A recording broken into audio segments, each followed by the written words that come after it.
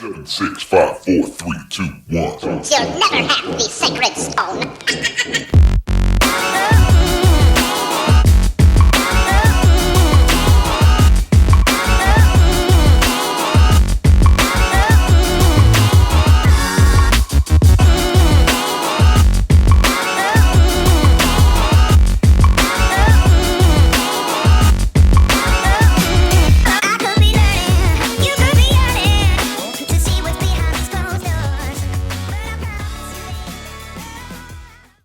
Welcome back into another edition of the Vegas Squares podcast. We're sitting here in the virtual Zoom studio. We got myself, the Tonys, and Spike. We are back. It is week 2 of the NFL football season. Week 1 for the crew here. Our picks, let's just say the best week was 2 wins and 3 losses by both Spike and Tony Johnson. And I'm sure they don't even really feel very proud about the wins that came through. Spike, I'm sorry. You can't feel good about calling the Bears down 17 points and getting their shit lucky. It was never in doubt. What are you talking about? Shut the fuck up. Trubisky is the man. What are you talking about? No, I think Patricia's not the coach for the Lions if that shit happens again once more this year. I think the only game that pissed me off last week was the fact that I was on the Bills. I had the Bills written down, and then I talked myself out of it. That was a weird one. And then that made no sense. I agree. Yeah, well, when you were analyzing the game and then you went with that pick, I'm like, huh? Well, I think that's why I said it. I'm like, did you just talk yourself out of the pick you literally gave a – He's fading himself. Yep. Well, and I should fade myself because I suck at this. I should fade myself. Yeah, Token and I should have faded ourselves. Yeah. Hey, recap of last week's picks was that noise in the intro. Well, the good news is it's a new week, and Token and I both went 1-4, and we're only 1 game back, so I'm excited. Yeah, I mean, it's still early. So. I do not foresee any of us, based on those picks, going 70% this year, so we can probably rule that side bet out, in my humble opinion. But there's a lot of really good games. Just looking off the schedule, I like the LA versus Philadelphia this year, Atlanta and Dallas this week. The one I'm not looking forward to is Jacksonville and Tennessee. I can almost guarantee that one. Yeah, Baltimore and Houston be a good one as well. There's a lot of good games on the slate. And even the football team playing the Cardinals, they have a renewed sense of energy in Washington, I think, with Coach Rivera and Dwayne Haskins. So only team in the NFC East to win last week. That is true. They're sitting alone at the top of the NFC least. The shittiest division in all of football. And the funny thing is Spike was the one who rebutted that the NFC West was the worst division. They still are the worst division. I don't know. We'll get there. No. We'll get there. The season needs to shake out in total before I'm proven correct. Or before you guys forget that I said that. I can kind of fade in the shadows. Too late. All right, so before we dive into these picks, we know the last week, we're going to call that our preview show. That's why it was 2 fucking hours long. We're going to call that the exciting one. We're going to give you a little bit more of an abridged version of our NFL weekly picks. All right, well, let's thank 12 Ounce Sports Radio and Zingo TV for airing us, both audio and visual. If you don't have an account with Zingo TV, it's 100% free. Use the promo code 120Z on your Zingo TV app. All right, let's get in the games here. Without further ado, we'll start with the first one I have here. Again, just a reminder quick, we do use the Westgate Superbook line at the time of recording. So LA Rams, Philadelphia Eagles, at this current juncture, the Philadelphia Eagles are a 1.5-point favorite against the Rams, who are coming from the West Coast to the East Coast. The total right now at Westgate is 45.5. The Rams opened up their building with a big win against Dallas, probably shocking a few people that aren't wasn't expecting a lot from the Rams, Spike, and people who were expecting a lot from the Cowboys, me. The Rams look to get on track, get 2-0. Sean McVay looks to be the wonderkind again against the Philadelphia team who lost to that aforementioned football team that no one expected to win a game this year, maybe at that point, let alone week 1. So 1.5-point spread in favor of the Eagles and a 45.5 total. Yeah, it's kind of an interesting line, and I think that going west to east thing is sort of compounded this year because of COVID. I didn't really take a look too hard at this game. If I had any action on it, I would probably be looking at Philadelphia minus the 1.5, but not one that's really on my radar for this week. Yeah, I mean, this one's kind of a good game. Very close, tough competition. I mean, both sides, you got very good coaching on the Rams side. Philly needs to kind of get their shit together, otherwise their season might be done fairly early, but that division's so weak, so. This is the only game I bet on Monday. I bet it right away on Monday because I was pretty confident it was going to move one direction. So I have Philly plus 1.5.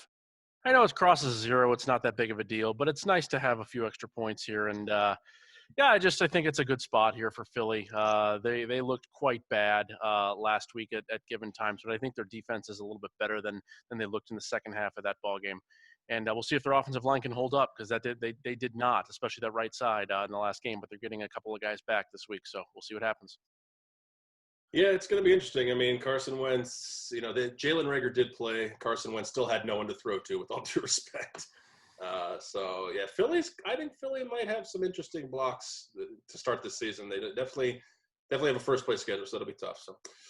All right, moving on to the Tampa Bay Buccaneers. They are at home hosting Christian McCaffrey and the Carolina Panthers. Currently, 8.5-point favorites are the Bucs here with a total of 47.5.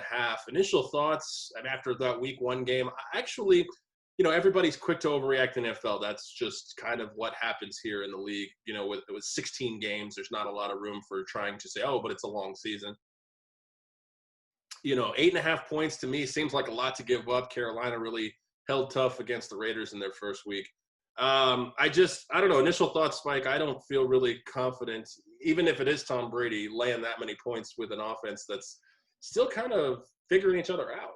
Yeah, and that's kind of the problem is that Tom Brady always takes a little while to get used to receivers, especially new receivers.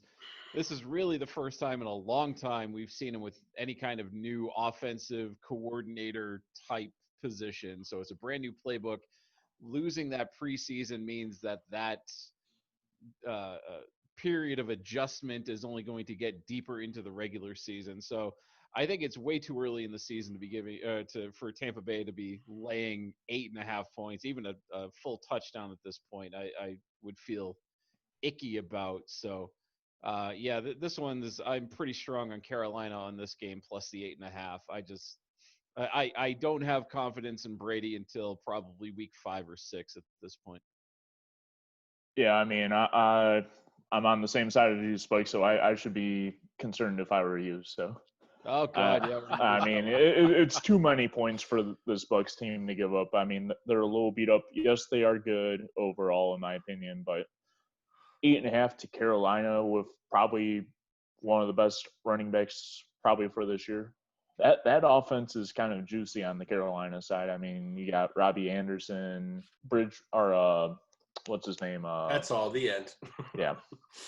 That's all you need is Robbie Anderson, really. Yeah, I mean, Robbie Anderson balled out last week, but I think the guy you were looking for was DJ Moore. I think that guy's been a beast over the last year, and he needs to get it. He needs to get it going, and it all goes with Bridgewater. I thought Bridgewater played decently last week.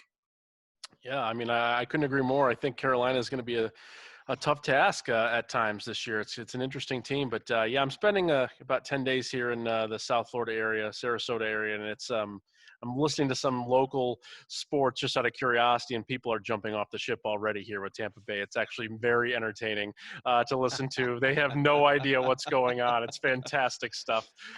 So it's kind of a weird fan base. I think things are going to be okay eventually. I'm with you guys. I think it'll take a few weeks, but it does seem like a fair amount of points here this early on, and Carolina has shown to be, so far, a difficult opponent this year. Well, in defense of that radio market, I know there's a lot of New York transplants who really like to call and troll these shows because obviously they don't like the Rays, they don't like the Bucks, they don't like the Lightning. So they'll call and pretend to be fans. I've seen this because I have some friends who, I don't know if they still work there, I've kind of lost touch, but they used to say, like, this guy would call up with his New York accent or his Boston accent, And then all of a sudden, when he got on the air, he was like, "Well, hello, this is Jim from Venice Beach. I would like to say I'm worried about Tampa this year." Wow, So, that's great. I'm not even it. kidding you, because I worked believe in you. I worked in radio in Orlando and met a few contacts in Tampa, and they said it's amazing how Oh. these northeastern transplants will come and just troll the radio market. It's That might be fantastic. what you. But it wouldn't. It could be. No, it could be. I have no way to say yes or no, but it's. I mean, I'd like to pretty bad. think. I'd like to think that there's been nothing to get excited about in Tampa for the last decade. So Yeah. how can you be jumping the ship after 1 week? But Yeah, no, I agree. But there you go. yeah, exactly. All right, Denver and Pittsburgh here. Currently, the line. Pittsburgh is a home favorite of 7. Total is 40.5 right now. That thing has gone down about 4 points since it opened at 44.5. Here, according to Vegas Insider, the Westgate again, it's got it at 40.5 and a 7-point Pittsburgh favorite. Spike. Yeah, not one I even looked at as more than I saw the line and moved on, because I think this game in Pittsburgh will live and die by Juju Smith-Schuster. I have no idea what to make of that team going up against a defense like Denver, so I didn't even bother with this one. That's an interesting person to pick to be the That X factor of that that game. was odd. Yeah, I enjoyed Yeah. that. I mean, both these teams look decent week 1. I mean, Denver should have won that game. yeah, both these defenses actually look pretty damn good too. Lower score, not enticing enough for me to make a play, but it should be an interesting one to watch if you like defensive games. Yeah, I'm not sure about Denver beating Tennessee. That's seems a bit of a stretch. They had him in check for about 58 minutes there until the last drive. Tennessee had 7 chances to score and missed 4 kicks. That's your fault for signing Steven Gostkowski. Wow, I mean that's Yeah. ridiculous. Well, if he missed the last one, he was going to be gone. I think you should still cut him. Yeah, realistically, yeah. That's my opinion. Even after he made that game winner. Anyways, go ahead. Yeah, no, this is another one of those games. I think there's 5 or 6 games here that there's just too many points this early on. I'm not a fan of Denver. That's my biggest season win wager is under 7.5, and I still would want to take points here with Denver. It's just too many points in the spot. I don't really understand it. Pittsburgh was nominal at best. Roethlisberger still did the same stuff as always. He still got hit 6 times in that game, and he will not survive the season if he gets hit 6 times a game. I agree. Impossible. So, I don't know. It's a lot of points, but it's not a game I'm really interested in. I'm kind of with you, Spike, there. I don't really want to watch it either. It's not something that really gets me that juiced about. Yeah, I got to say, you nailed it with Roethlisberger. Watching that Monday Night Football game and just watching him stand in the pocket too long like he used to do, which caused so many injuries in his career. I'm like, dude, you got to figure it out how to not be destroyed like that. So Throw it away. I would definitely agree with you. I can see Roethlisberger missing games this year. I'm still baffled by the Juju Smith-Schuster being the ultimate X factor in this game. He's a great receiver, but I think running. I think Ben Roethlisberger is going to have to be bailed out by the running game, and James Conner just doesn't look like the guy. But Benny Snell looked like he had a pretty decent opening week, so he might be the guy, or they might try to find some kind of bell cow, 2-horse system if James Conner can stay healthy. So, and they have another guy, McFarland, that apparently a lot of people love too. So, all right, Atlanta and Dallas. Dallas back home in Jerry World after, I would say, not a surprising loss. I mean, if you're anyone not named Spike, LA is a pretty decent team. But I think just with so much expectation, I have so much expectation with Dallas this year. They opened up 7.5-point favorites against Atlanta. They're down to 4 at the Westgate Superbook. The total is 53.5. I'm even despite, the fact that it's moved down, I still don't love Atlanta. I don't know how I would feel being on this side, but Dallas burns me too much. Yeah, and that's kind of where I'm looking at this too. Not a game I have action on, but it's one of those games where if Dallas loses again, it is going to be panic, panic, panic in Big D. And I know, Aaron, you just said it, that people tend to overreact in the NFL, especially after just 1 or 2 weeks. But this is a team where if they do not win this game, people are going to panic. It's going to be a good test for Dallas, especially on the defensive side. If they can contain Matt Ryan and keep him under about 250 yards, Dallas should have a good chance to win this one. -4 seems right on the money. Not something that I'm taking, but yeah, we'll see how that goes. It's certainly an interesting one. Let me ask a question here before Token you dive in. Dak's contract situation is still not resolved, right? He's still on the tag, right? Correct. So, yes. I mean, every week that they underperform like this, I got to imagine it's just fuel for Jerry Jones to get this guy, get this guy's contract lower and lower, if he even wants him. I mean, to be honest with you, I like Dak Prescott, but he just seems. I mean, how many more weapons and tools can you give him just for him to be average? I don't know. Yep. Yeah, I mean, for Jerry Jones' case, they arguably have one of the best offensive lines, one of the better running backs in the league, and 5-star wide receivers on the team, and Maybe they 3. can't get the job done. Yeah, but I mean, so much weapons and all that, and it just seems like he underperforms, some sloppy football all around on both these offensive. And surprisingly, this is the highest total of the week. I mean, it's kind of surprised, but they could easily. Well, what do you think, Atlanta? You think high totals? Because at any given Yeah. week, and especially in a dome, they can definitely, play run and gun. Going back to Dallas, Tony, losing Blake Jarwin, I know it doesn't sound huge, but losing a safety blanket in the middle at tight end. And then they lost Van Der Esch again. He's like Sean Lee, 0.2. Yeah, it's a big loss. I think the Van Der Esch loss is probably a little bit bigger than Jarwin. But yeah, I don't know. It's an interesting spot here. I mean, they're down to -150 to win the division. I poked at it a little bit just in case they lose another game. I'll probably bet it again unless they have more resounding injuries. But I think this is a really good spot here for Dallas, especially in this type of week where the other 3 teams in the division, I think, are relatively likely to lose. Although Philly is, you never know. I mean, that's a question mark, but the other 2 certainly, and they're a favorite here. Yeah, I mean, that's the spot I found. But in regards to the game, yeah, sort of a tough spot. The line seems about right to me.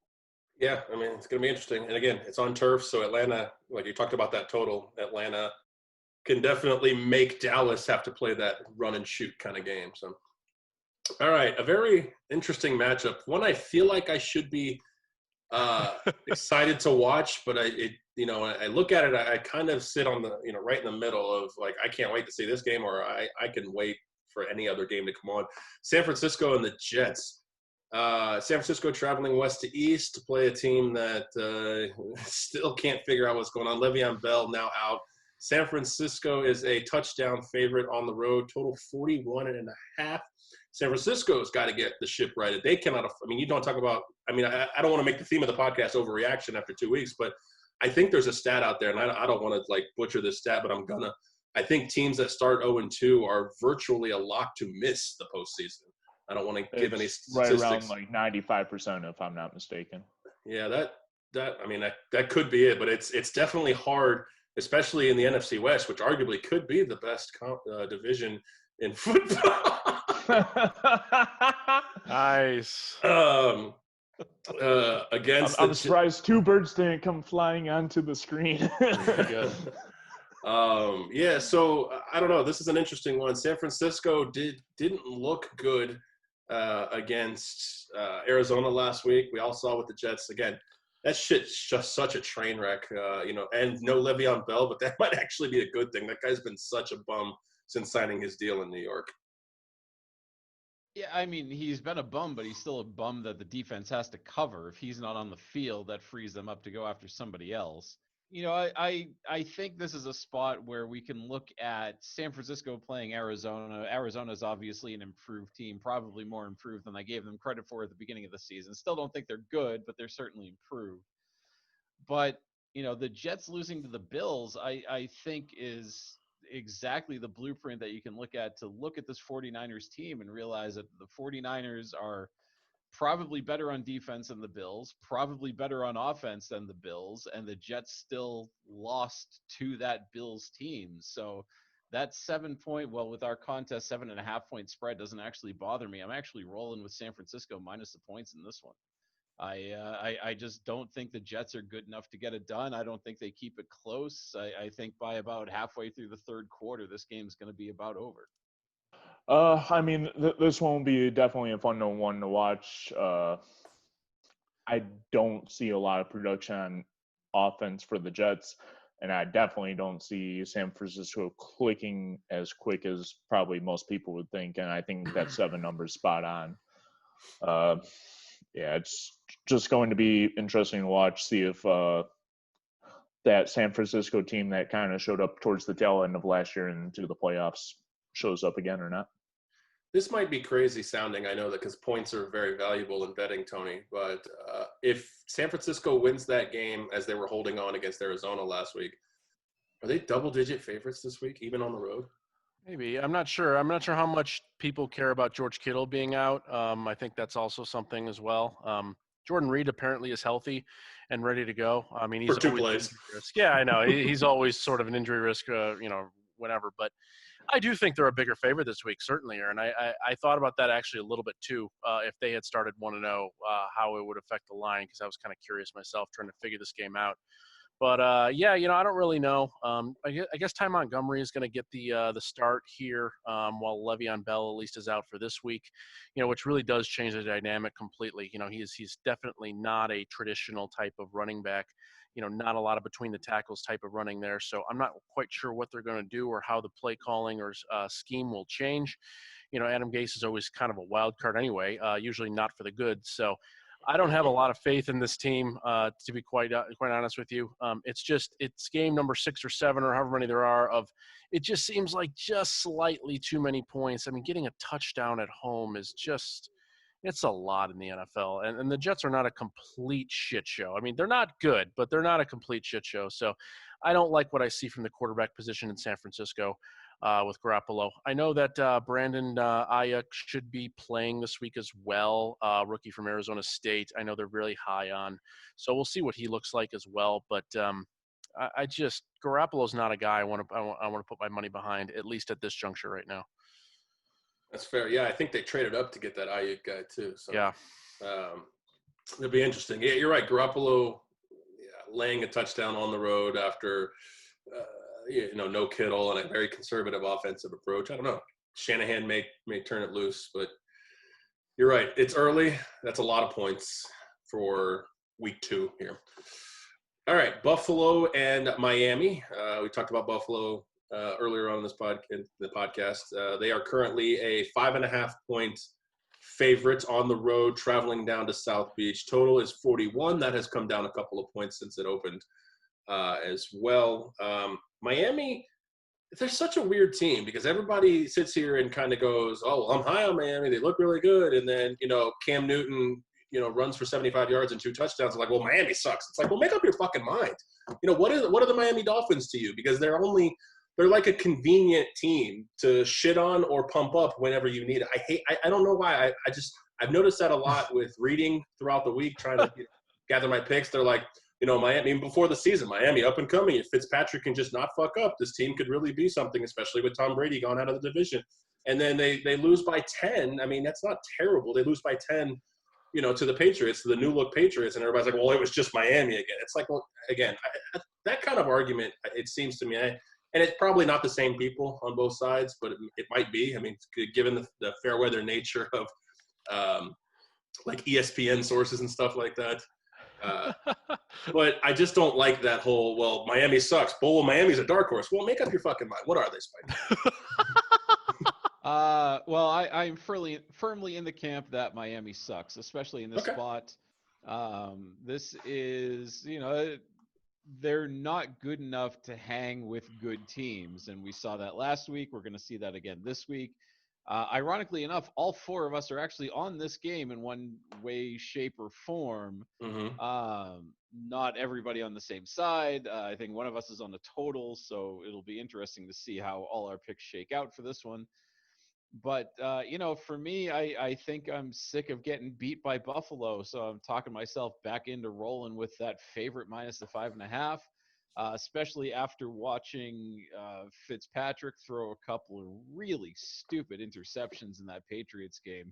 just mistakes that you cannot make at the NFL level, which I'd say is probably a coachable moment for any other quarterback. Problem is Fitzpatrick is like 41 years old, so he should fucking know better at this point. And if he keeps it up, then he's not going to be long for that starting job in Miami. That's fair. And on the other side, Josh Allen made some pretty rookie mistakes. Again, lucky he was playing the Jets last week, but as much as we've been talking about him progressing, he's still making some mistakes that I don't think will lead this team to an effective or successful season unless he cleans that up. Yeah, this one might be a little sloppy to watch. If anybody in the right mind is probably going to watch this game, unless if you're probably a Buffalo fan or Miami supporter. I like the under in this spot. I think both defenses are pretty decent. Buffalo is much better than Miami. Miami might struggle to even score 7 or 10 points, and Buffalo probably with an easy victory, but I could see them screwing it up somehow. The only way I think this might go over the total is with a defensive touchdown somehow. Certainly possible with these two quarterbacks. There's no doubt about that. They're both prone to some mistakes.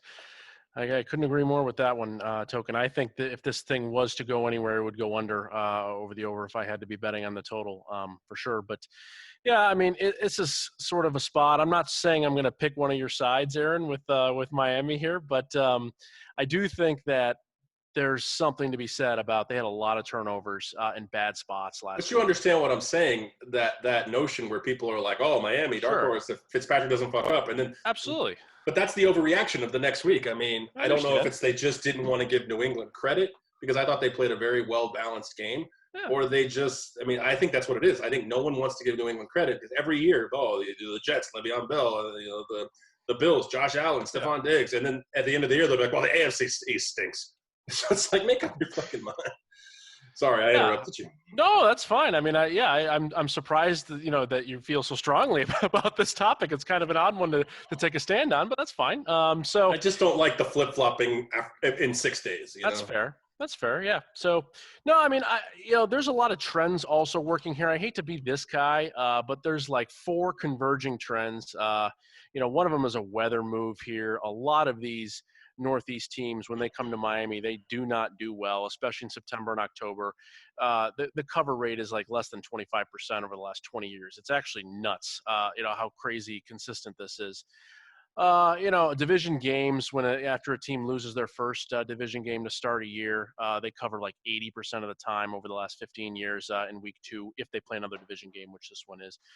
I think this is a really good spot in that sense, and not to say overlooking Buffalo. Buffalo is obviously a very strong team, but this just seems like just a few too many points. I think New England's quite a good team, as we talked about before. So Miami hung in there, and they just turned the ball over way too much, too many given times, and they had some defensive mishaps too when I thought it was pretty obvious that there was going to be a quarterback draw of some regard, and they just didn't defend it well. But I think they'll be better this week. Yeah, I think I'm on that side too. Home dog. It's always tough to play in Miami. Just ask Tom Brady, I was kind of surprised that he actually went to Tampa to just continuously every week at home play in that humidity. So you and I think, are both on that Miami side, so we can take it to Spike after the Miami wins that game outright. That'd be nice. I don't know if that happens. I got a money line bet too, so I'm in. I'll take it. Sure. I'm not allowed apparently to make optimistic predictions apparently on teams I think might win anymore because Spike just likes to take it and run. This is, you did say that the Giants would win their game outright last week. I said I think they could win that outright. Yes, I did say that. Yes, I didn't say, God damn it, Stone Cold lead pipe, lock of the week, of the year, of the month, the Giants win. Did you make a money line bet on them? I did, yeah. Okay, there we go. Okay, that should be the equalizer, I believe.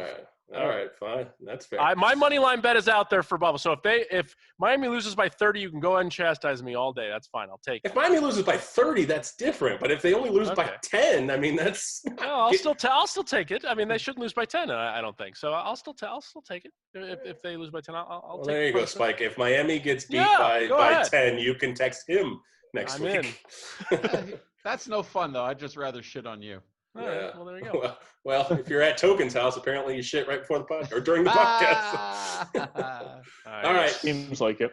Vikings Colts. This is a line that surprised me. I don't know which way the odds makers are thinking about this. Indianapolis, I mean, I'm guessing just based on the 3, they are a 3-point favorite. We're looking at a dead even game on a neutral site here against Minnesota. Total is 48.5. Neither team looked good last week, obviously.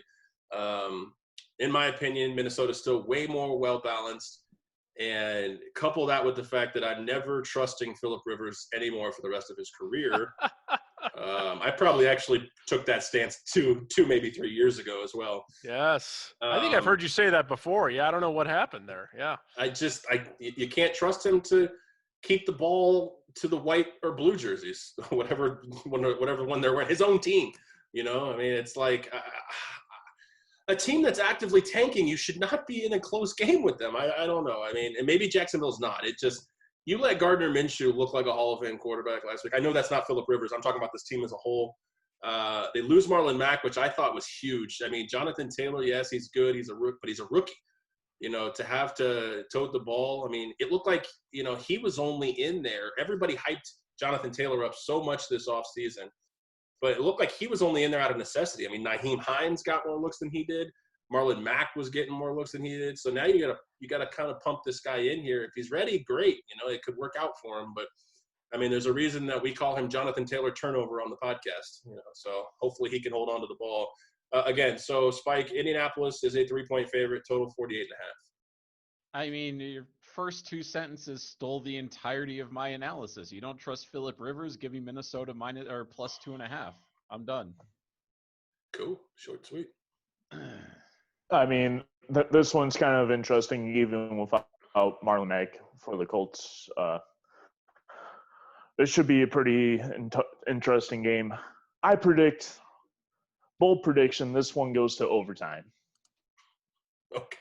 All right. That's all I have to say about this game. No bet. Except for the overtime bet. Wow. Nice. Good prop. Yeah. So, I mean, this is a tough one here. I actually am surprised that either one of these teams are going to start the season 0-2. It was really quite unexpected. I'm very high on Minnesota this year. Was surprised they lost the game to Green Bay.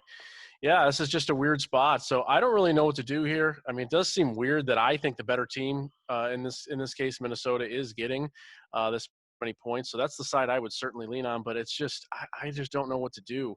2 quality teams and not a must win, but certainly I think quite an important game for a cross, conference game, which shouldn't really be a big deal. But I think it'll be a great game. I'm looking forward to watching it, certainly. And I just don't have any side here.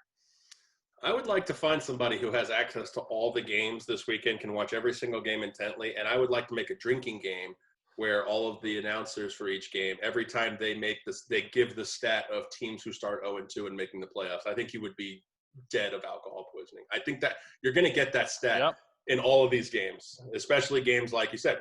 Somebody has to start 0-2 or 0-1-1. God forbid Token gets a tie. Oh, Token gets his tie. Well, he just wants overtime. But I know. But Token's the tie master. I mean, last year I think he picked it like it could end in a tie. Not the For sure overtime though. I'll give you a 20-1 free roll. Not a free roll. A $20 to your $1 that it does not end in a tie. Okay. All right. Okay. Fair enough. I'll take that action. All right. So yeah, I'm high on Minnesota just like you are, Tony, and couple that with the fact that I'm really high on Marlon Mack, and I think he's going to matter not being in the lineup. So that's just my opinion. I don't have a play on this either, but I can't feel good walking to a window or going to my app and being like, yes, I'm laying points with Phillip Rivers for the rest of his career. So, all right, Detroit and Green Bay. Green Bay home. Yeah, there you go, Token. Green Bay at home, coming off that big victory in the Vikings house. Now they get 6.5, or they're given 6.5 points here to the Detroit Lions. The total is 49.5. I know it's probably tried and true, unfortunately, of Lions being able to blow leads like that. But I thought they did some really good things, minus the Jamie Collins headbutting incident against that Chicago team. Yeah. That was way early in the game too, and It was second awful, quarter, yeah. and it looked like he was just trying to say, "Hey, this is what happened," and the ref, he's like LeBron James, king of the flops there. So I don't know, but all right. So we've got Aaron Rodgers given 6.5 points and a 49.5 total. Yeah, I didn't look too strongly at this one. I think it's one of those games that, nice divisional grind 'em out battle. Probably interesting to watch for fans of at least one of those teams. I think we have to send the Suicide Prevention Wellness Society over to check on Token, assuming Detroit does Detroit things and blows another late lead to a team as bad like Chicago. But, should be an interesting one. Line looks about right and not one I'm going to touch, though. Tyler, 6. I mean, this one might be one of my favorite plays of the week. If I had to bet the whole account on, it would be this one. Oh, I'm going to the take account dump. over. Yes. Token's all in on the account dump. What is it? Over 49.5. And I mean, if Detroit has a lead for somehow in this game, they're going to blow it. The over's going to get there pretty easily. I see Detroit putting up about 20 to 24 themselves and could easily lose by 2 touchdowns. Well, gentlemen, it's a glorious day because I am on the opposite side of Mr. King of the Deposits. So I am on the under 49.5. So I feel real good about that being his all-in moment. Wow, yeah, I'm sandwiched in between this action. Okay, so yeah, I mean, I actually am basically in the same spot as Spike here. I think the line is actually dead on. I tried to finagle a way around this game and figure it out. I think the total is really good too. I'm not really sure what either one of you guys are seeing in this total, but yeah, I mean, I don't know. I think it moved a little bit up, which seems to make some sense. But yeah, I think this is a good game for the fans of these two teams, certainly. I don't know how much other national action. Probably. Well, maybe even not even as a Lions fan, but I just don't know what kind of national action people are going to want in this one. Yeah, my philosophy really is when these two teams come together just over history, they do seem to be tight, close games, in the 20s. So that coupled with the fact that I think this total is a little bit of an overreaction to the amount of points Green Bay put up last week. I don't think they're going to do that again.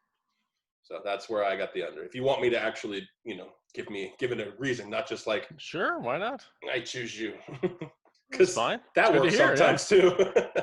Yeah. Detroit's defense might be worse than Minnesota's defense, though. I think on paper they are, but those division games. I was surprised how non-competitive that Minnesota Green Bay game was last week. That was shocking. I agree. All right, so Giants and Bears. Giants on the road heading to the Midwest to take on Chicago and the Fighting Trubiskys.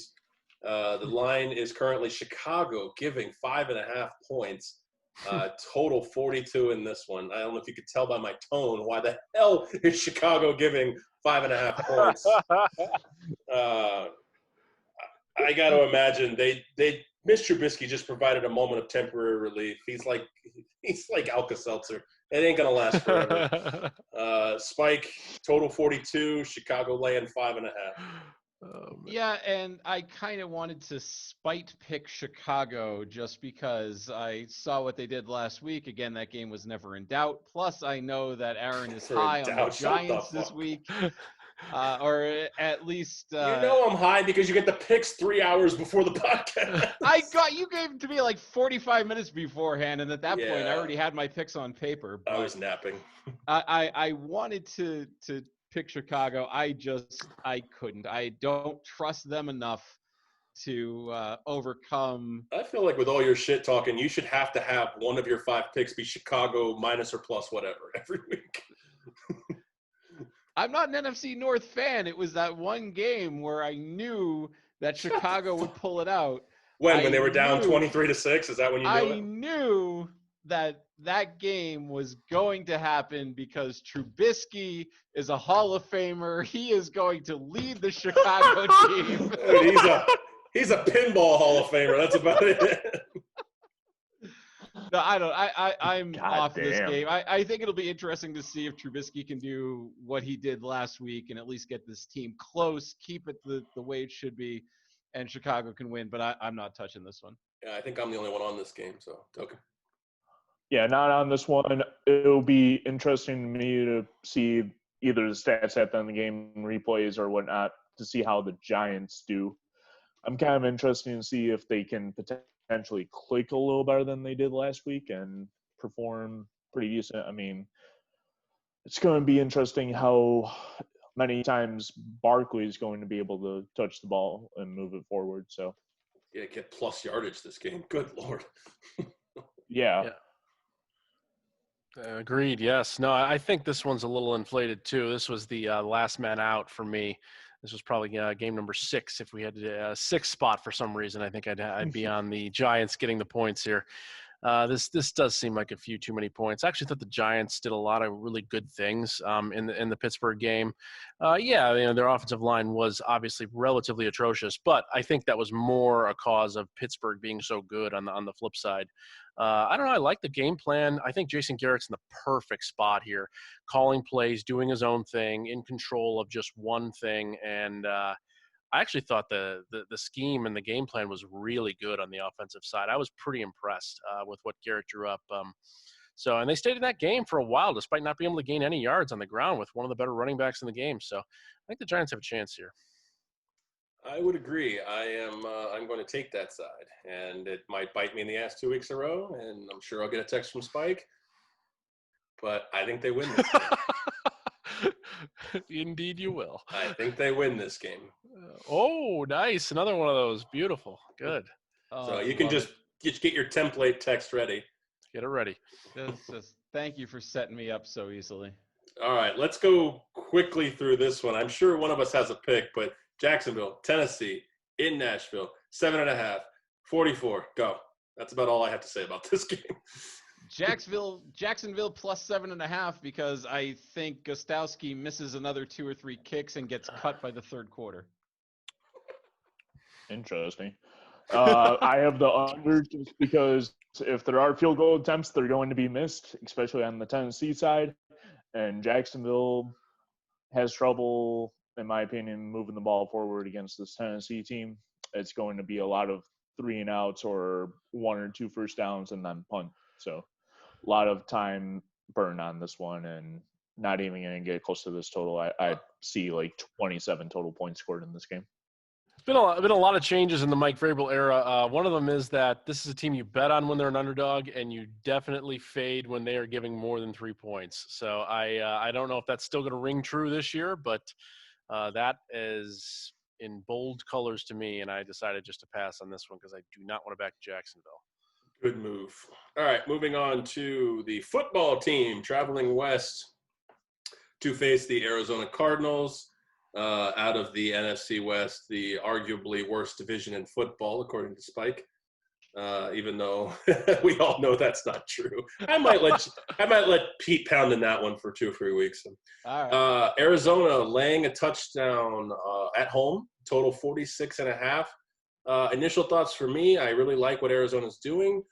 Kyler Murray and the DeAndre Hopkins connection could be electric this year.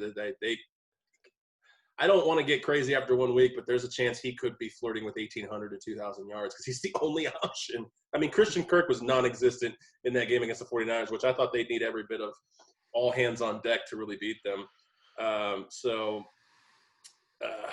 just that's still a lot of points to be laying to, even at home to it, as a team that's still not fully molded together. Next. I think I nailed it. Yeah, I mean, you pretty much said everything. I mean, maybe Larry Fitzgerald is there, but he's there in body. Yeah, he's not what he used to be, and yeah, it's just not the same Arizona team. And one guy getting the job done, maybe again this week, but. If they can find a way to make the playoffs, I think I would have a soft spot for rooting for him because that might be his swan song. Fair enough, yeah. Yeah, I mean, imagine if somehow Washington goes on a crazy run, wins the Super Bowl and all. I know I'm talking insane Whoa. crazy and all that. They don't even have a team name. They're called the football team right now. How crazy would that It'd be be? a good story. It'd be a pretty good story, especially with cancer-ridden. I think if they Rivera win dominating, if they win the Super Bowl, they should just automatically go back to Redskins. Just here, look, we're the Redskins. Yeah. Suck it. Yeah, I mean, I'm passing this game. I just can't imagine. I never thought Arizona would be a 7-point favorite against anybody this year. This might be my biggest miss of the preseason here, being pretty far against Arizona. I can't even believe they're a 7-point favorite against anyone. And I'm not saying it's a bad line. It probably makes some sense. Washington played very, very on alert last week. They were really ready to go, and I think you're going to see a drop off here this week. Yeah, and basically to wrap up this game, I am on it. I am on the over 46.5. So I think hopefully we get some fireworks. All right, Baltimore and Houston. Houston at home, a dog, 7.5 points. Boy, I will be the first to admit, I know Tony, you and I have talked about this being high, but damn, to start the season, they are just running through murderer's row so far. Yeah, that's right. I didn't really feel good about that part. Hopefully they can get out of this at least healthy. Maybe not with a win in the books, but at least healthy. They're 7.5 point dogs. Baltimore 7.5 point favorite. Total is 50 right here. It's coming down for about 4.5 points since the open. Yeah, I don't know. It's hard to really evaluate Houston, Spike, because they play Kansas City. Anybody who plays Kansas City, unless Kansas City decides to take a week off, they're going to look bad. I don't know if Kansas City will go 16-0, but they might flirt with something along those lines.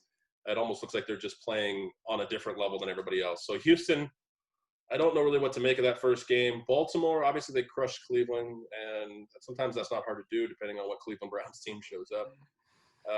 This is a hard one to look at because I feel like Houston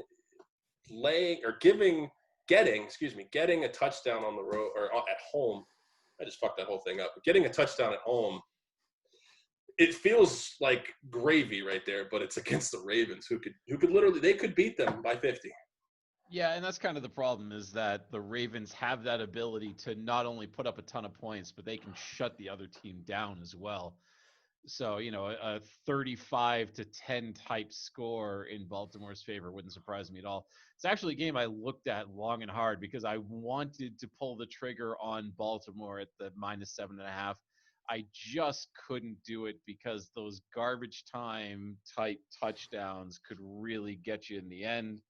Not that I'm super confident in Houston's offense, but confident enough that I had to lay away from this one. But if you want one of my auxiliary picks, then Baltimore -7.5. I really like what Baltimore has done so far this year and into the season. So Houston, I actually think they overperformed even against Kansas City, in my opinion. David Johnson kind of looked decent. Will Fuller was able to make a few decent catches and all that. I don't see that happening again this week. It just seemed like Houston was better than they will against the stronger defense of Baltimore, in my opinion. And 7.5, that's way too little points, in my opinion, for Baltimore to lay. Easily, probably a 3-touchdown game. I would love if we were doing our make your own contest as you go and try to push the number out to give Token a bonus. A pleaser. Would you what line would you accept if we were still doing that contest style? Like you were like, yep, I'll I would say 17.5 or 20.5. You think they're going to lose by 3 touchdowns? Yes. All right. Can I have Houston plus 20.5, 3-1 for like my 15 to your 5? See, you weren't that confident. Shut up, Tony. Yeah. Yeah, I think this is another one of those games. Game number 6 maybe on the docket of this is just too many points to be laying to a non-zero team. I'm no Houston fan, as you know, but I agree with that. This team can play, especially on offense. It's just hard to give this many points at home to a quality quarterback. with some weapons. And, if David Johnson can remain healthy and look as vibrant as he did, even against a good Kansas City team, and that's the Kansas City has a real defense now. I think this could be something here. This is another game that I've already bet and I'm on. I also have a little bit on the money line as well here for Houston. I think there's an outside chance. Just get some sort of close game and give Watson the ball down the stretch, and you never know with a good quarterback. So I like this side here. Yeah, this does seem like a game that, like you said, if it gets close, if Deshaun Watson's driving down at the end of the game, not many more quarterbacks you'd want. I mean, I think he's progressing fantastically as a budding superstar. A lot better than the other guy in Texas, I'll tell you that. Kansas City and the LA Chargers. That's the first time I think I've ever not said San Diego first. That's impressive. Yeah, wow. That is a first, I think.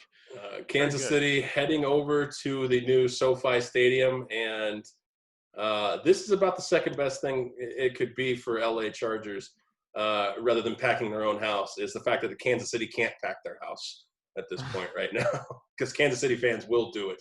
Kansas City currently laying 8.5 on the road. We just talked about Baltimore laying 7.5 on the road. Kansas City is a team laying 8.5. I feel a lot more comfortable than Baltimore laying 7.5 against the Chargers. I didn't see anything I loved about the Chargers. Again, and I don't want to overreact after 1 week, but the quicker they probably figure out what they have in Tyrod Taylor, the better, because it's going to be tough moving with him this year. And I think if you start 0-2, if you start 1-1 or 1-4 in this division, maybe check out Herbert. I was high on the Chargers. They're not winning this game. Yeah, I think part of the problem with the Chargers is that even with the win, it came at the expense of the Joe Burrow-led Bengals. So that's not really telling you anything. It's just saying that you beat a rookie in his NFL debut. So the fuck what? Anybody barely.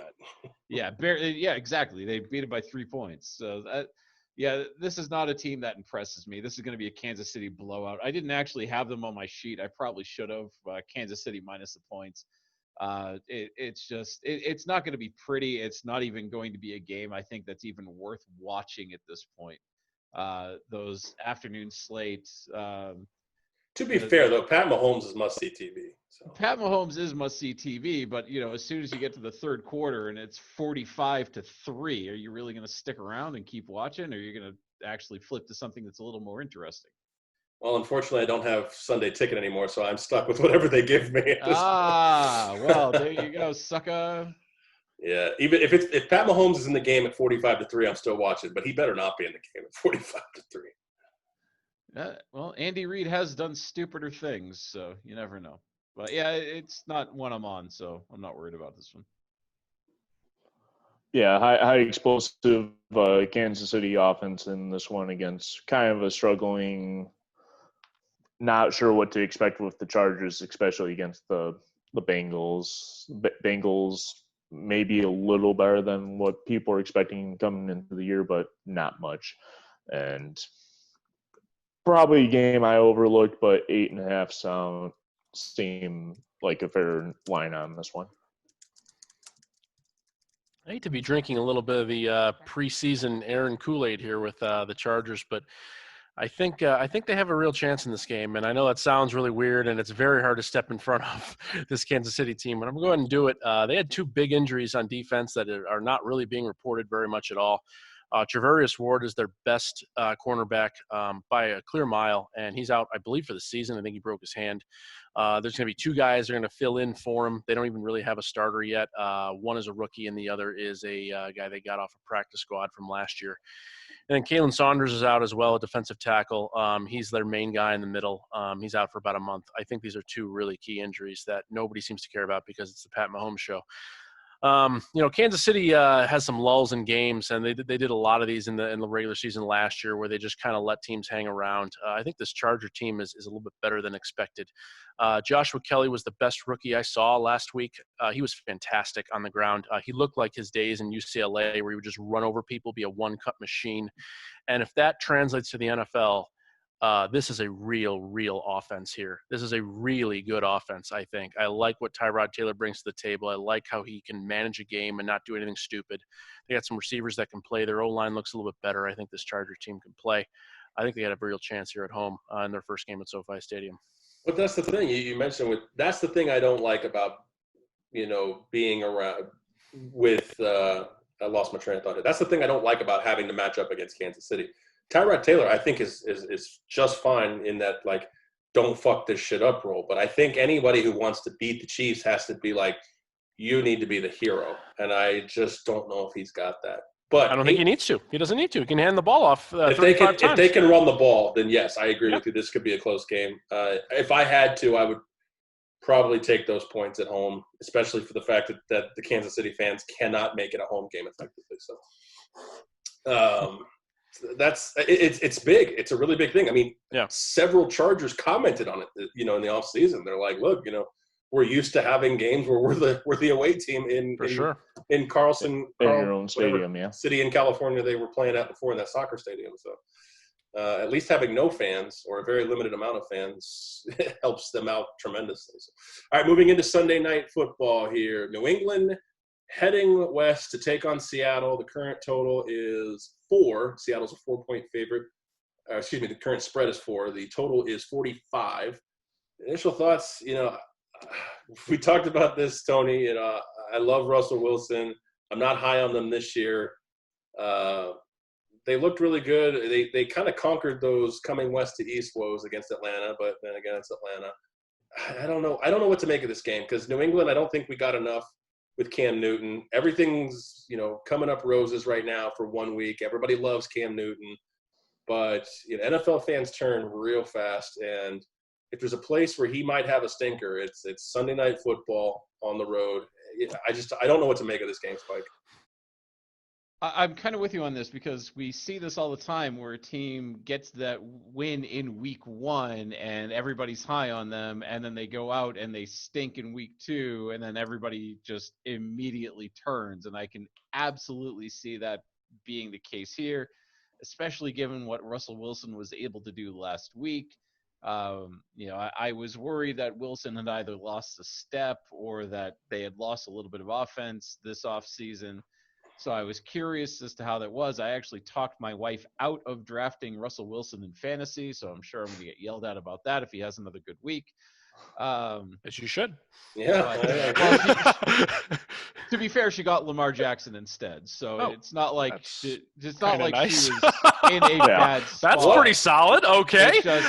Wait. What round? Wait. What? Shut up and I'll explain. God damn it! No, everybody on her collective team wanted Russell Wilson, and I said no because he is not going to have the good year that he had last year. He's not going to be as productive. You should take Lamar Jackson instead. And she was able to convince everybody else on her team to take Lamar Jackson when it came time. What round was that in? What round are you considering Wilson over Jackson in that spot? I have absolutely no idea what round it was, but they went with Jackson instead. So I think that's probably a good move just for the running capability in general, in fantasy purposes. Presumably, but the injury risk, though, Russell doesn't take hits anymore. I was just thinking because Russell Wilson generally goes about round 5 or 6 in a standard league. So if Lamar Jackson's there in round 5 or 6, I think you made the right call. That's what I'm saying. Fair point. All right. So yeah, but it's definitely an interesting game. Not one that I have action on, but if I wasn't a New England fan, it would probably be my favorite or second favorite game of the week anyway. It just because of the storylines exactly like that. So I'm happy to watch this one. Not happy that New England is probably going to lose, but I definitely think it's going to be a fun one to watch, and we'll be able to see Russell Wilson on display. Yeah, I'm not sure what to make about the Seattle offense against this New England defense. This one was probably my first play that I did not book. I kind of like the under on this. I think New England's defense is for sure probably top 5 again, if not even better. Seattle playing against kind of a banged-up Atlanta defense last week, putting up that many points. I think this total actually should have been lower, in my opinion. And 45 would have been a great number to get the under. So this might be one I actually place a bet at the window, but not on this podcast. So I think there's a lot of good stuff here. Bill Belichick has only been an underdog 15 times in the last 10 years in the regular season, which is really remarkable when you think about that. They're 12-3 against the spread in that spot. A bunch of those games were without Tom Brady as well, from what I understand, or not a bunch, but I mean, there were at least 3 or 4. So There had to be the 4 that he didn't start in Yeah. 2017 or whatever. whatever that was. Exactly. Deflategate. Yep. Yeah. There you go. So yeah, I mean, it's kind of an interesting spot in that sense. I just didn't like what I saw at all with Seattle's defense. This is not a surprise. I think their defense is going to be weak this year. They couldn't stop anything at all without I think the really good game plan on offense and the really, really great play from Russell Wilson. I don't think there's any way they win that game last week. But again, more credit to him and the offense certainly. But I think we didn't see very much from New England either. I studied the New England game very closely. I watched every single play again. They only ran about 15 to 20 actually different plays. It's got to be like a third or a quarter of the playbook. There's so much more that's going to be happening with this offense. I think they'll start to open up a little bit. I think that was just a small portion, and I like New England a lot in this game. I think that they can win this one outright too. Yeah, I was kind of unsure. I kind of wanted to be on this game. I was kind of unsure which route to take. I figured Russell Wilson and the Seahawks would get theirs, despite the fact New England still has a pretty good defense. They're missing a lot of starters. The fact is I think Carlos Hyde is a huge upgrade as a complimentary back than Rashad Penny ever was. So Chris Carson doesn't have to be a beast. It's a legit running game now that they haven't had since Marshawn Lynch. My hope is that Cam Newton continues to play well. I have the over in this game, and I feel a lot better by the fact that Token already said he's going to go bet the under. So that has just made my over feel really good. So I think both teams probably get to around 28. I think a lot of the expectation is a defensive battle, but Seattle, you're right. Seattle's defense is not very good. If they gave up almost 30 to Atlanta, or I think over 30 to Atlanta. So I think that they 500 yards. Yeah. Nuts. I think they definitely could give that same amount to a well-playing Cam Newton. So.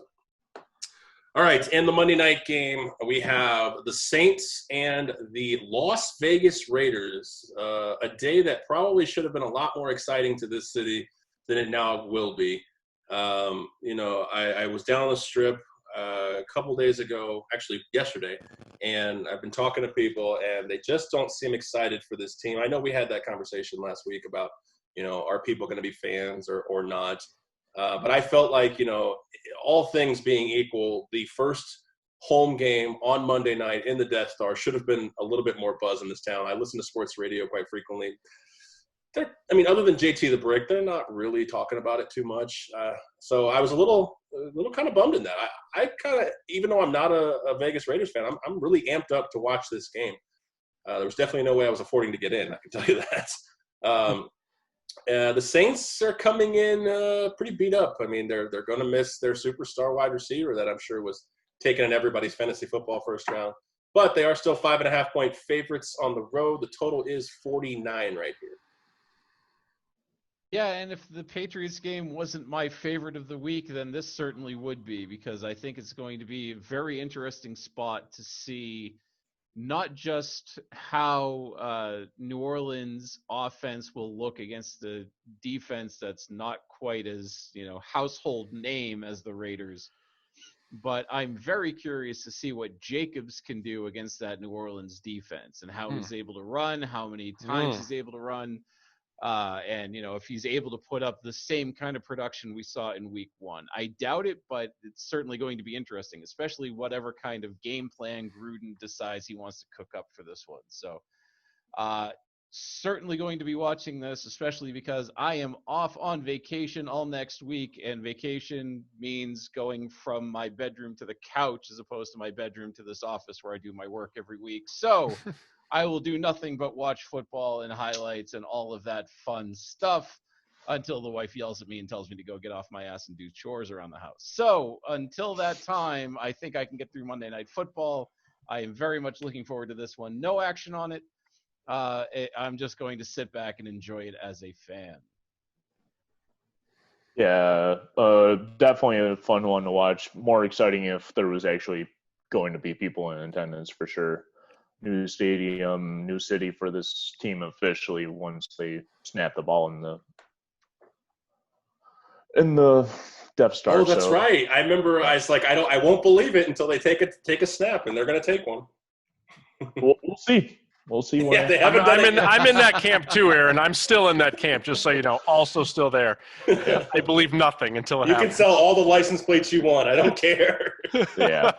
Take a snap, and I'll believe you. Yeah, I just can't trust this Las Vegas team with Carr behind center, and I think Jacobs is definitely a very interesting running back in this situation. But New Orleans without Michael Thomas, it's going to be kind of a tough blow for them. A lot of questions in this game compared to answers. No play. I think you guys are crazy. I think Derek Carr can play. I'm not really understanding where this has all come down from. I mean, statistically, he's actually incredibly efficient, comparatively speaking, with some of the top quarterbacks in the league. I mean, can he go out right and win you a game like some of those other guys? No, probably not. But I mean, he certainly, plays the game well. Again, I don't know if I'm going to pay him, massive money, but I think he can play and lead a team. How many times is he playing against the prevent though? They're down a lot of the last couple of years. Yeah, they're down in some games, but it's not like he's having abysmal first halves. There's a lot of other issues. I don't think he's trash. I don't think he's trash. I just don't know if he's matured enough in the 5 years or developed enough in the 5 years to be a franchise quarterback. I thought they'd get rid of him before they came to Vegas. I really did. Yeah. Well, I don't know. I mean, we'll see. Time will tell to see, where they go with the quarterback. If they don't play till Monday, they could cut him before that. You never know. So, I think it'll be a good game. I really like what Las Vegas is doing, especially on the offensive side. I think this is a team that can score with pretty much anybody. The problem is they're playing maybe the best defense in the NFL potentially this year. Agreed. I think this defense is tough. really, really good.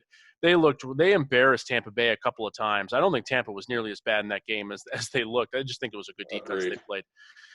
Drew Brees can't throw the ball down the field. That was shown yet again last week. And now not being able to move the chains and have a surefire receiver for a while here with Michael Thomas, who I think is still a grossly underrated player. It will be a big problem. I think it'll be a significant problem. It'll be a dink and dunk, stupid fest on that side. And I'm not so sure that New Orleans is going to come in and win this game handily like we might have thought before the season started. I give Las Vegas a chance here. The best chance New Orleans, has, in my opinion, is if they can really limit Jacobs running the ball and really just smash face, which they did last week. And that's a much better, offense, I think, than we may be giving credit for here because they look so bad. But I think it was because of how good that defense was. Yeah, I mean, it's like you said, New Orleans is limping in. I mean, without Michael Thomas, you're relying on, the 30-something, 40-something-year-old Drew Brees to throw to Traquan Smith and Emmanuel Sanders. You can't trust Alvin Kamara to be a bell cow on the ground. I mean, he looks like he's just getting 8-9 carries a game. I mean, maybe. Token and I played golf the other day. We talked about this. It was at 6. I probably would have been all over 6 for the Raiders. But Spike, if you're going to be sitting there on your couch eating bonbons, how excited will you be if Derek Carr goes down and we get Nathan Peterman on Monday Night Football? Oh man, is he even the backup or is he the third string? I don't even know. I looked at the depth chart actually middle of this week, and what I saw was Carr and Peterman were the only 2 quarterbacks on that chart. Yeah, then he's the backup. All right. I don't know if they have a third string that they're going to call it from the practice squad just in case, but it's certainly telling that they have the faith in Carr, and if not Carr, then they have the faith in Peterman, that they're not rocking that third string. I think they just have the faith that Carr stays healthy. They do not want to get to Nathan Peterman. Oh God, no. Yeah. Or whoever that third stringer might be, if it ever comes down to having one on the roster. So, maybe Mark Sanchez is still available somehow. Oh God! Or Geno Smith. Another one. Oh jeez, these guys. I'm sure they could re-sign Jamarcus Russell. No, don't do that. He doesn't watch Is tape. Josh Rosen on a team right now? He's on Tampa. Yeah. Is he? Oh, okay. He didn't Yeah. dress, I don't think. He did last not week. dress. They had a really fun shot of him in the stands with his mask on, and the meme that had said, I think it was right after Brady threw that pick six. He's like, well, I can do that. So yeah, this was my first one out here. I would have if it was 6.5, I probably would have been on Vegas in that spot. Another one still sounds weird to say on Vegas. All right, so we're gonna go down the list here and recap the picks. We've all got 5. Hopefully they go better than last week. So starting with Spike, we will have you run them down. Well, I will start by saying they definitively will not go better than last week because we really stink at this.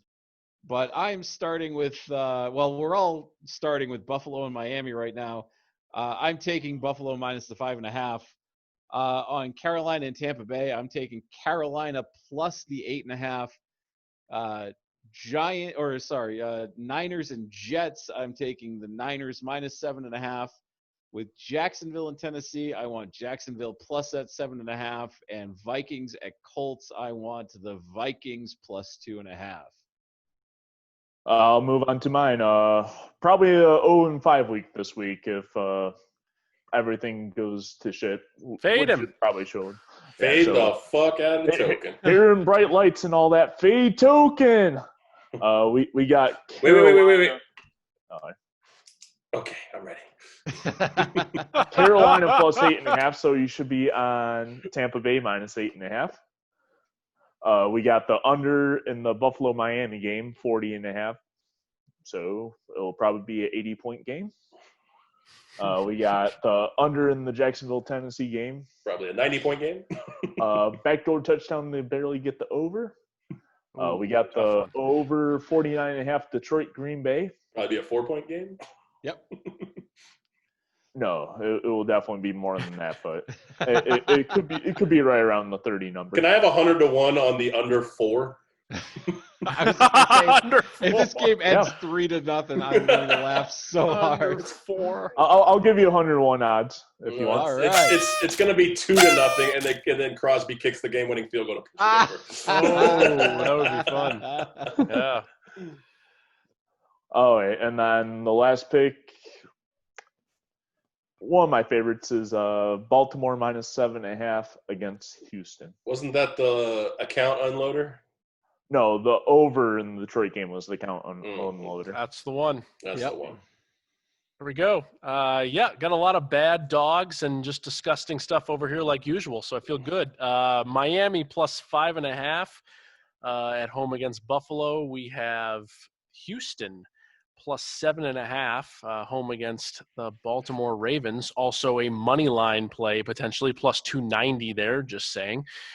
New England the LA Chargers plus 9 or 8.5? 8.5 against the defending Super Bowl champion Kansas City Chiefs. Good luck to them, staying within 20 points. New England plus 3.5 on the road on Sunday Night Football against Seattle. And the last and final pick, although I do think that Las Vegas definitely has a decent chance to cover, I will go with the under here in the New Orleans-Las Vegas game, under 48.5. I do have a real bet at 49.5, but per our rules, I had to go down to 48.5, so I'm not pleased, but them the rules. That's a lot. You can thank Spike for that one. Yep.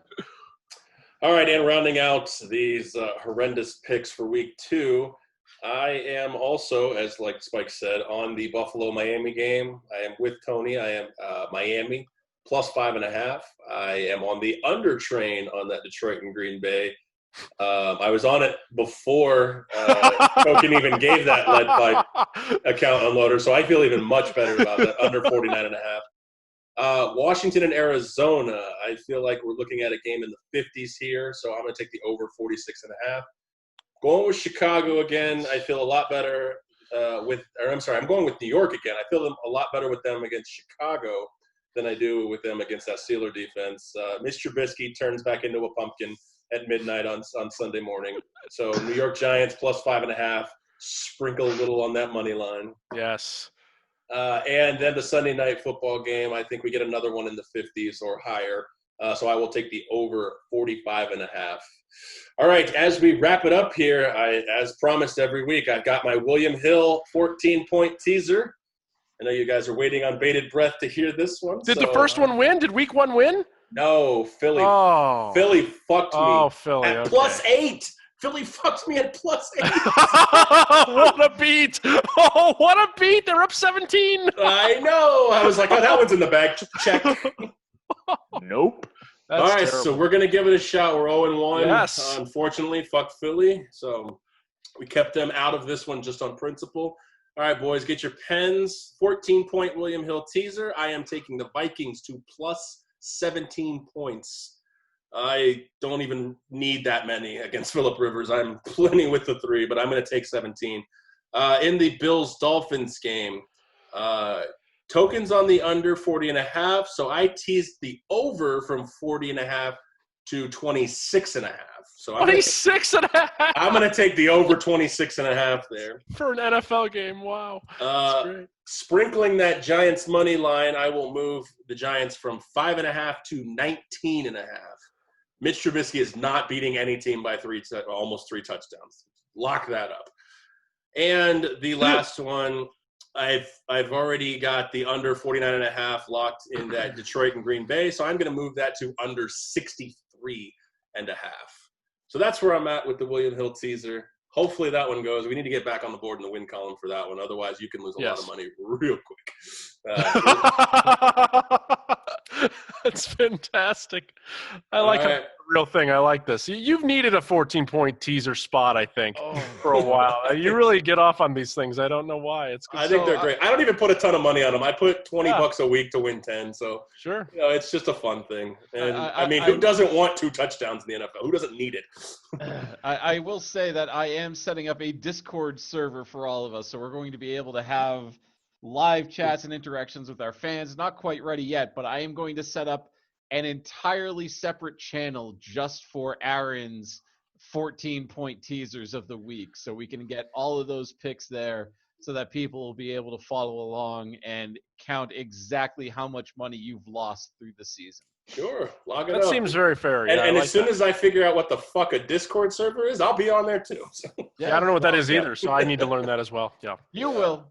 Once Okay. you're on it, you'll like it. I promise. I believe you. fair I enough. believe Sounds you. awesome. All right, let's wrap it up here. Thank the last of the sponsors: Vice Golf, Fanatics, Wicked Cuts Jerky, DC4L Custom Tees, and Pro-Am Customs. They've been scrolling across the bottom. Please support them so they can continue to support us. And another special thanks to 12 Ounce Sports Network and Zingo TV. Again, if you are not on Zingo TV, if you're watching this on YouTube or lvsquares.com, you can also sign up for a Zingo TV account, 100% free, using the promo code 12OZ.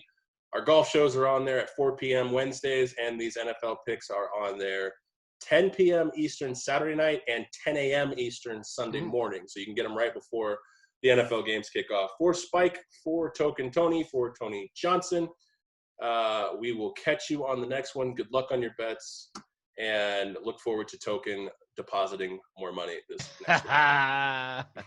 We are out.